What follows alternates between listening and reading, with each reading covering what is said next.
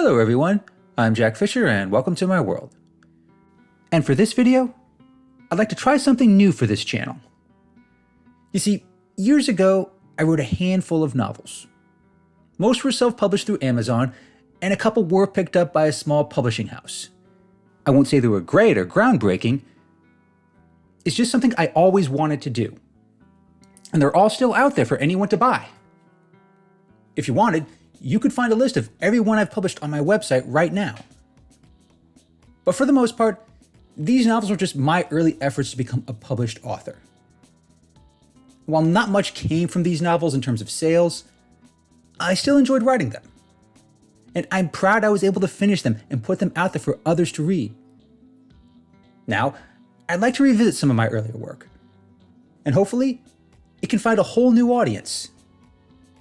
And the first novel I'd like to highlight is called Skin Deep.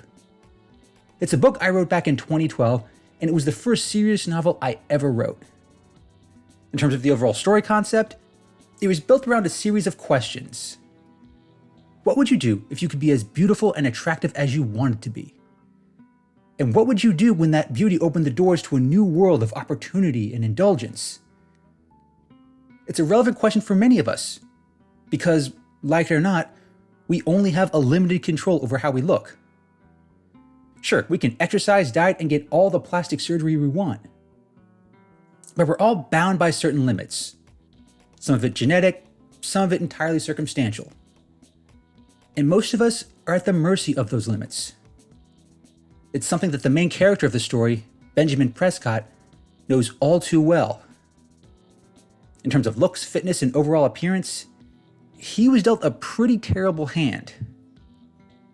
He'd spent his entire life scrawny, sickly, and unattractive. And by contrast, his childhood friend, Mary Williams, was blessed with a natural beauty that few could match.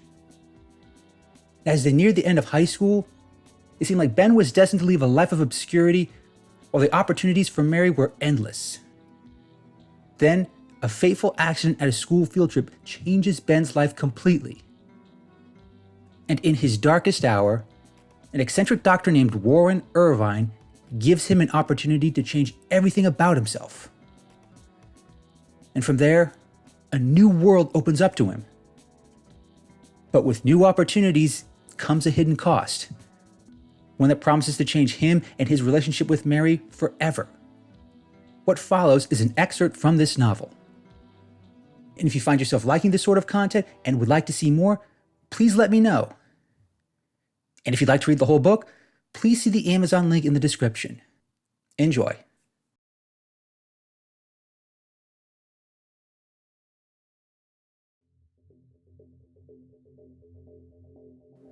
Ben had been slipping in and out of consciousness since his parents left his bedside. Time was starting to move in chunks. One minute he'd be lying on his back, groaning in agony as every passing minute became 60 seconds of torture. The next, he would slip into a drug-induced sleep, losing hours at a time. The nurses tried to get him to eat and drink. Even that proved to be a test in pain tolerance. It got to a point where his brain couldn't process the agony anymore. His pain became a daze, like a nightmare that wouldn't end. He had long since lost track of time when the nurse left to retrieve more medication. Ben returned to his conscious daze, still unable to move without incurring more agony. But this time, he noticed a presence at his bedside. It wasn't his mother, his father, or any of the doctors that had come by before. It was a short, stocky man who appeared to be in his mid-50s. He was wearing a suit that indicated he was not part of the hospital staff. He also had with him a special suitcase with a medical symbol etched on it. He appeared almost casual when he noticed that Ben was conscious. "Hello, Mr. Prescott. I hope you're at least partially coherent. I need you to listen to what I have to say." Ben slowly turned his head, grimacing as the burns on the left side of his body festered. He wasn't in much of a mood to listen, but if nothing else, he needed a distraction. "My name is Dr. Warren Irvine. I'm a senior researcher at Genetics Labs," he said. "In fact, I'm the most senior researcher of biotechnology in the entire company. The bald spots and graying hair should be proof enough of that. I hope that experience provides you with at least some assurance. I also hope it'll provide some credibility when I may have a way of both ending your pain and healing your overly frail body. Ben reacted strongly to such a claim. It led to another sharp twinge of pain from his burns, but this time he was able to endure them. Every doctor he had come across so far said the damage done to his body was too extensive. This was the first time someone claimed to have a means of treating him. His reaction brought a smile to Dr. Irvine's face. He clearly had this young man's attention. And as the wounded figure watched him intently, he retrieved Ben's medical file from the nearby table. Your parents told me about your medical history, Mr. Prescott. It seems nature has dealt you a poor hand. Your history with asthma and allergies is a case study in the faulty workings of the human body. The prescription for your eyeglasses isn't much better. And according to some of your older records, you had heart palpitations when you were an infant. You even had a number of digestive problems that have contributed to a rather limited stature. Lucky me, grumbled Ben in a raspy tone. Luck has less to do with it than you think, said Dr. Irvine as he continued to read over the file. Your genetics is clearly not flawed. Your mother and father share only a fraction of your ailments. And your older brother, Alan, appears to be reasonably healthy. If I'm reading this right, he's an aspiring doctor himself at UC Berkeley. He's the smart one. And you must think you're the black sheep, don't you? He said as he set the file aside. The Murphy's Law of your family tree. If there is some sort of ailment or limitation that can plague you, it does so with uncanny potency. This little accident of yours is merely the proverbial straw that broke the camel's back. Now your frail body is so horribly wounded that you have little hope of healing from it. And even if you could, it would only exacerbate your other ailments. Dr. Irvine sounded so cold and stoic, showing little compassion for Ben's predicament.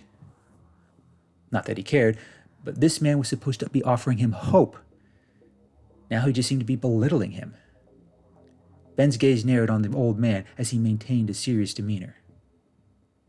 I don't bring this up to remind you of your sad state in life.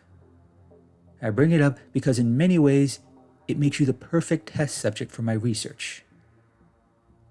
Biotechnology is all about taking flawed biological systems and shaping them to our whim.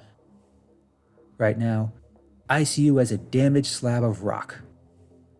Rather than merely mend it with plaster like every other doctor in this hospital, I seek to take that damaged slab and turn it into a work of art. This man was starting to make Ben feel uncomfortable.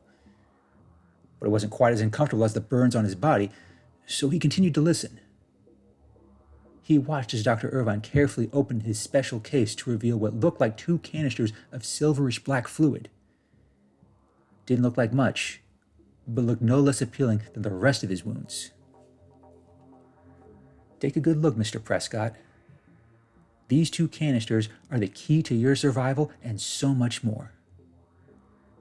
They contain a little something called Venus 1. Its official name is several words longer, but I'll spare you the 20 years of biotech jargon and stick to the basics. Whereas traditional medicine like skin grafts, painkillers, and antibiotics are mere plaster, this is the chisel. You see, I've always been fascinated by how our inner biology shapes our outer biology. For many of us, we are at the mercy of what nature gives us. It's like the tragic situations as the one you find yourself in, and I'm not just talking about your burns. Dr. Irvine leaned in closer, setting the case on the table in the process. He began scrutinizing Ben's appearance, but it wasn't the burns on his body that interested him. It was the unexposed portions wrought with pale, lanky flesh that drew his attention. Such a meager appearance brought back old memories that he would rather not relive. This treatment was all about the future, and Ben would get to be part of it. You strike me as a man who is tormented by his physical shortcomings. If you weren't, you would probably be a lot more vocal when the doctors tell you they're out of ideas. So, am I correct in assuming that you didn't really care for your body before the accident? Was all Ben could muster in response. I'll take that as a yes, said Dr. Irvine with a half grin. Now, what if I told you that in the process of chiseling your body back to a less wounded state, you could change what that final state will be? I'm not just talking about not being permanently scarred either. I'm talking about reshaping your body in a way that plastic surgeons and makeup ads could only dream of. You don't have to be this scrawny young man with a long list of medical ailments. You could be better. You could choose how you want your body to be, both internally and externally. What this man was proposing sounded way too good to be true. Ben started wondering if maybe the medications the nurses gave him were causing him to hallucinate. Or maybe the pain had just gotten to a point where his brain started creating some imaginary figure who could solve all his problems. But even if it wasn't real, it would be foolish not to at least entertain the possibility. He just had to know what he was getting into.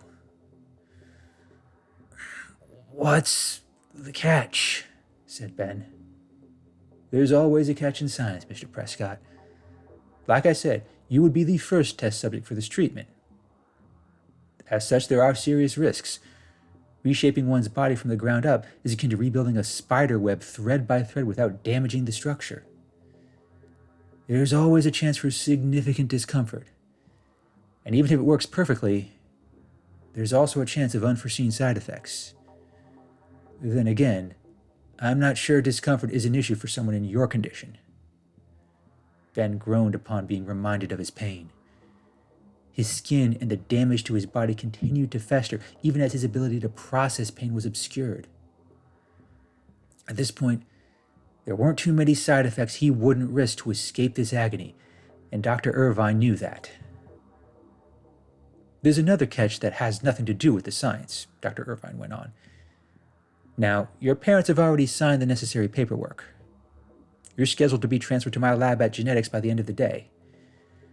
But in that paperwork, the treatment is only intended to heal you. There's nothing in the fine print that includes reshaping your body. While I'm fully willing to limit the potential of this groundbreaking treatment to merely healing wounds, I would prefer that we go the full distance. In order to do that, I need you to work with me.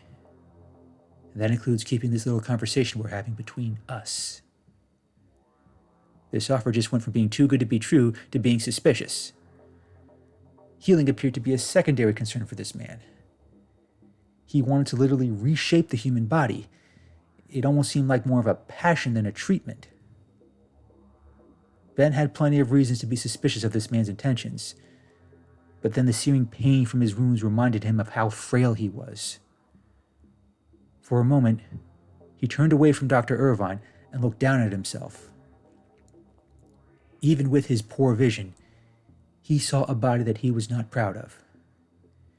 He was puny, pale, and weak. He was the utter antithesis of what most people thought of when they thought of a strong young man. He saw what a better body did for someone like Mary. He saw how guys like Zach Hartman got ahead because of their physical attributes. Since he had little chance of ever sharing his older brother's intelligence, his only hope was to set himself apart in another way.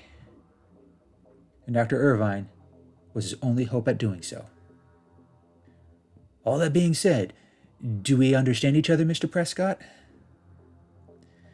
I understand, said Ben as he turned back towards the old man. Perfect, said Dr. Irvine with an ominous grin. Now before you're prepped for transfer, we have much to discuss.